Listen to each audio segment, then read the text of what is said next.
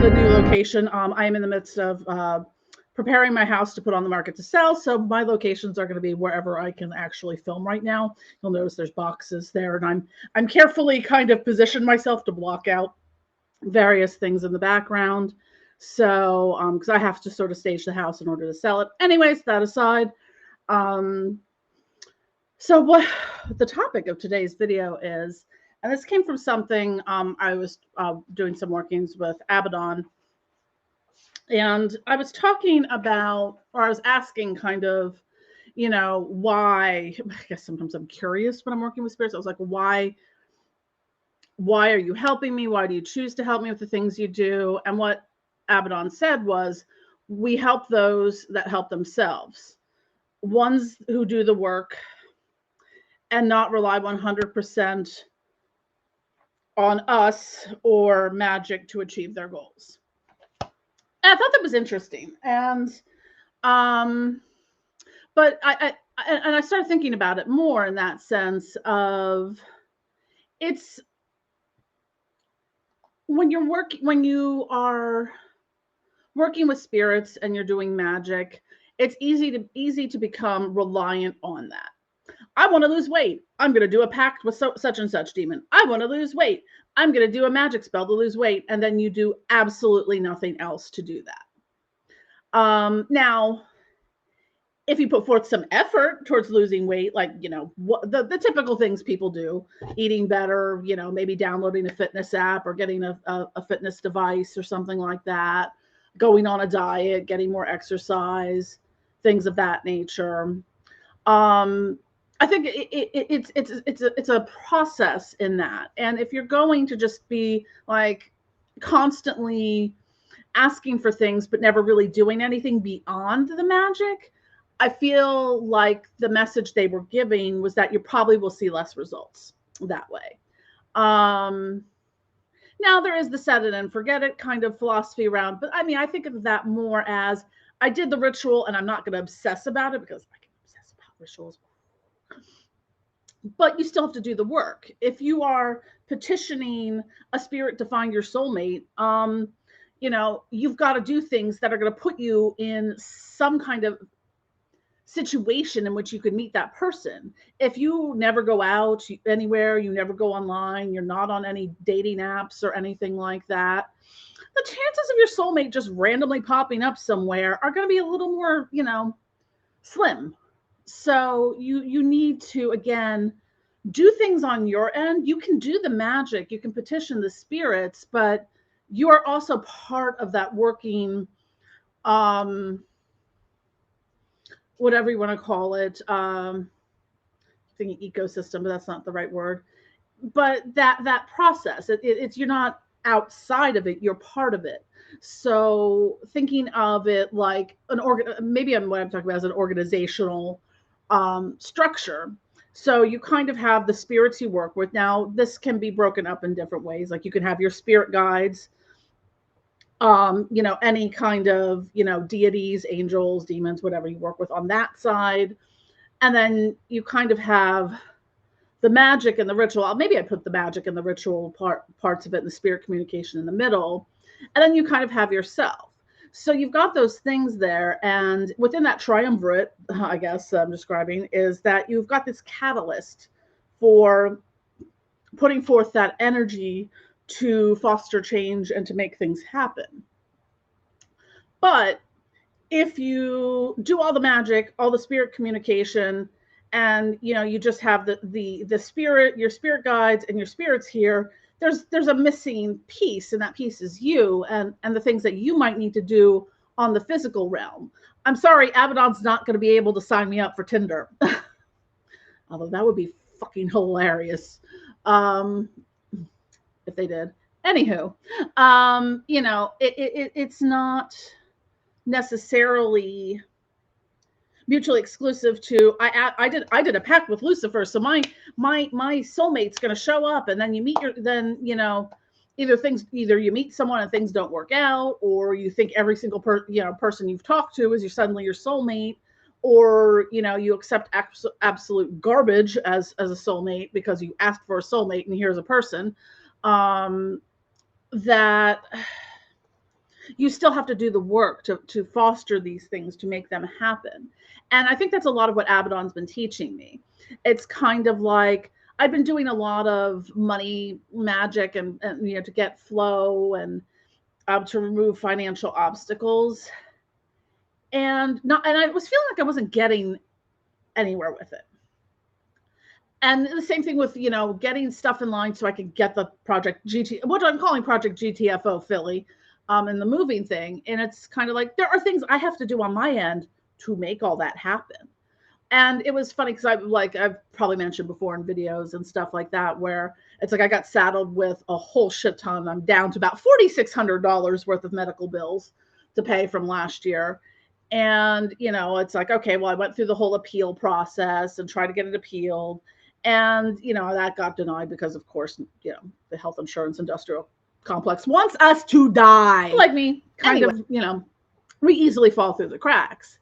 And now I am someone, I usually when I get mail, like physical, like things in my mailbox that aren't like, packages or stuff like that, because so much of it's just garbage, I usually just throw it away.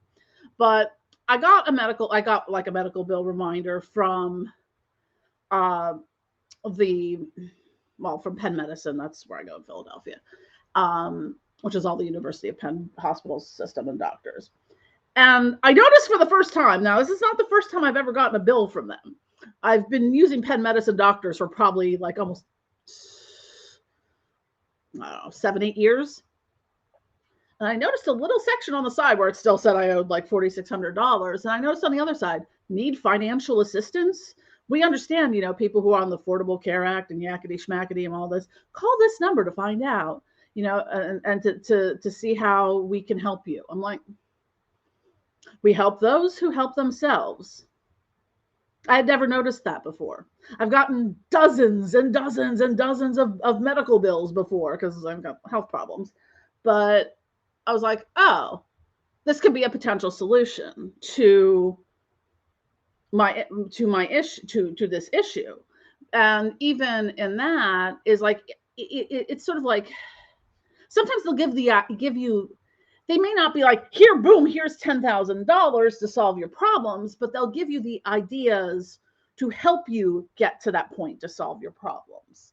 So, even in like thinking about like the process of selling my house. Now, I know how much money I have equity wise in my house, that if I sold it for the exact same amount that I bought it for, how much equity I would have and how much I would need for a down payment.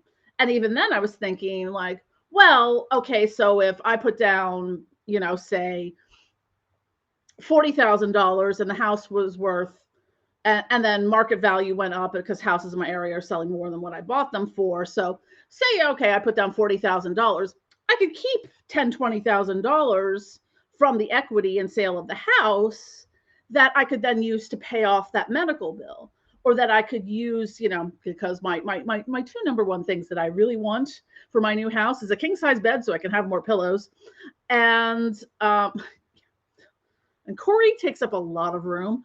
That cat has taken up like half the bed at times. Love him, but seriously. And a new sofa, because this thing, cute, but not comfortable. It's not wide enough to be really comfortable to like lay on. So yeah, I want that.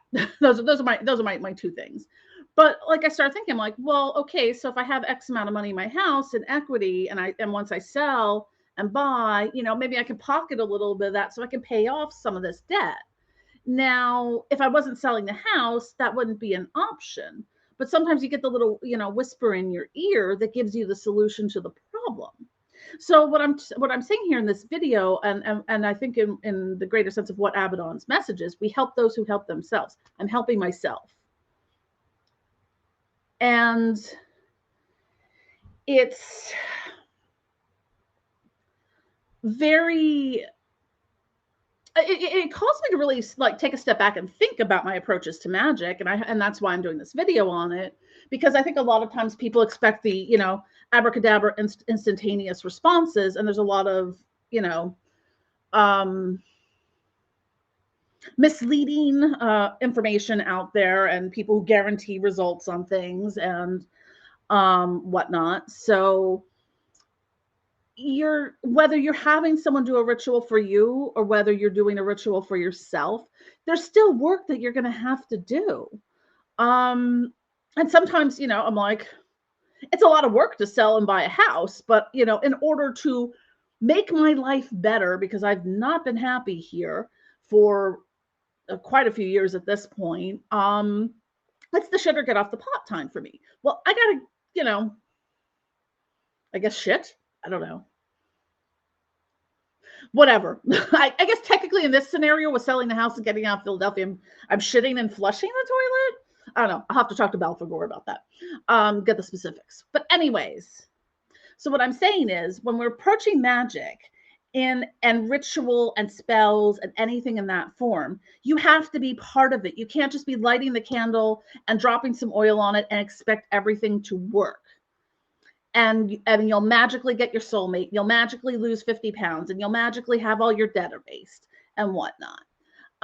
It takes a lot of work. And sometimes you got to do some boring ass mundane stuff to get that work done. And that's perfectly fine. So I think some people out there will be like, well, I just waved my magic wand and, lopped off some chicken heads and now I'm a god. And I can do whatever I want. But that's not really the reality that most people are working in. So do the ritual, work with the spirits, and whether they're your ancestors, whether your spirit guides, your power animals, whether they are your anything from any pantheon, any type of spirit, you work with them. You can work with your higher self. You can work with energy currents. You can work with your power animals. And I mean, even in some cases, connecting with like plant spirit allies and crystal allies and things like that as well. And then you do the ritual and you do the work to achieve that goal. I'm not going to sit here and make $10,000 by not doing anything to do that.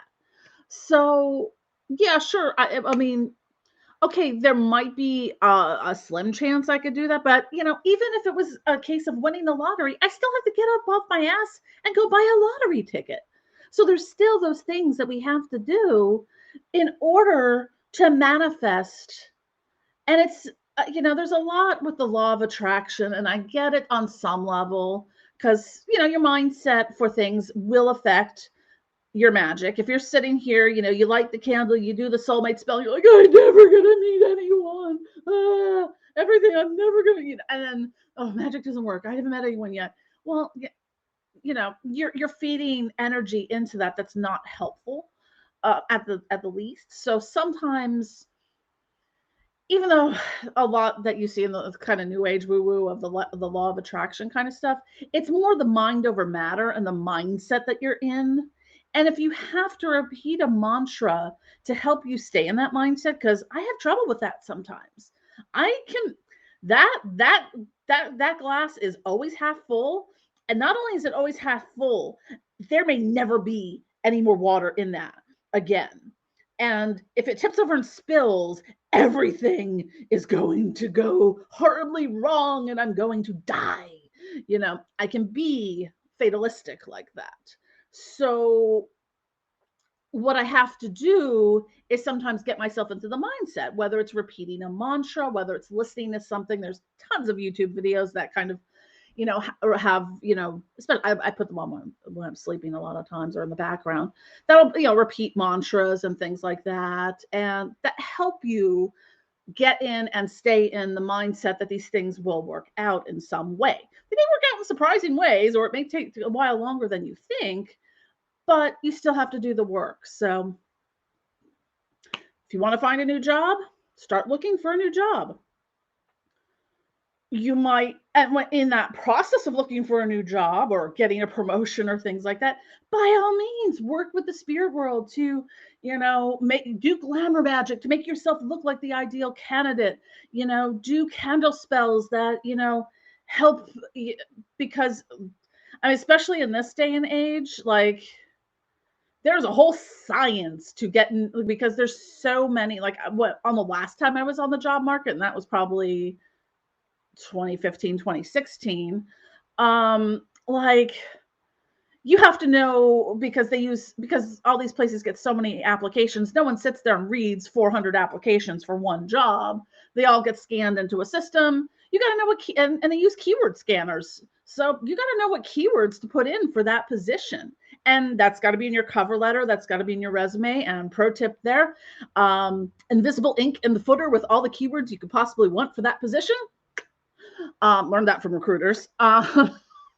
Very helpful, but there's a science to it, and you've got to not let it get you down when and it's hard. I've been there. Like, my God, I've been like, oh my God, this is my dream job. If I don't get this dream job, I'm gonna die. And I hyper focus on the dream job, letting all these other opportunities pass me by. So anywho, I've been rambling long enough. I hope you found this helpful. Don't forget to click like and subscribe and hit the notification button to get notifications of when we upload more videos. Bye.